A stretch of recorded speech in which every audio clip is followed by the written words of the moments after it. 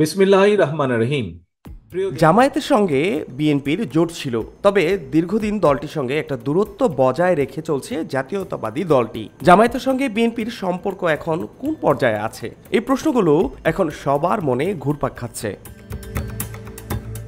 সমসাময়িক এই বিষয়গুলো নিয়ে বিএনপির মহাসচিব ফখরুল ইসলাম আলমগীর বলেন, তাদের যে জোট ছিল আন্দোলনের জন্য জোট, সেটা অনেক আগেই অকার্যকর হয়ে গেছে, এটা এখন কোনো কাজ করে না। তিনি বলেন, অনেক আগেই বিএনপি যুগপথ আন্দোলন শুরু করেছে। বিভিন্ন রাজনৈতিক দলের সঙ্গে আলোচনা করে প্রোগ্রাম ঠিক করে যুগপথ আন্দোলন করা হয়েছে সরকার পতন অবধি। এটা এখন বলবৎ নেই, তবে অন্য দলগুলোর সঙ্গে আলোচনা অব্যাহত রয়েছে। এর কারণ হিসেবে ফখরুল বলেন, এখনো কেয়ারটেকার সরকার আছে, এরপর নির্বাচন, সুতরাং রাজনৈতিক দলগুলোর সঙ্গে আলোচনা বজায় রাখা হচ্ছে, আর এটা জরুরি। এই মুহূর্তে বিএনপির কোনো জোট নেই। মির্জা ফখরুল ইসলাম আলমগীর অন্তর্বর্তী সরকারের সময়সীমা নিয়ে বলেন, অন্তর্বর্তী সরকার কোনো নির্বাচিত সরকার নয়, এটি একটি সিন্ডিকেট সরকার।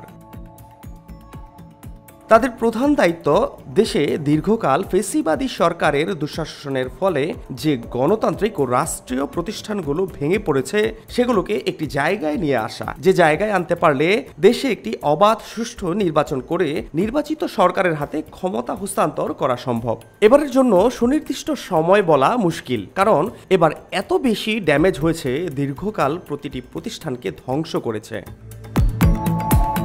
এদিকে বাংলাদেশ জামায়াতে ইসলামীর কেন্দ্রীয় সহকারী সেক্রেটারি জেনারেল রফিকুল ইসলাম খান বলেছেন, বিএনপির সঙ্গে জামায়াতে ইসলামীর বাস্তবে কোনো দলীয় জোট নেই। গত আন্দোলনে বিএনপি থেকে জোট না থাকার ঘোষণা দিয়েছেন তাদের দলীয় নেতারা, তাই তাদের সঙ্গে এখন আমাদের কোনো দলীয় জোট নেই।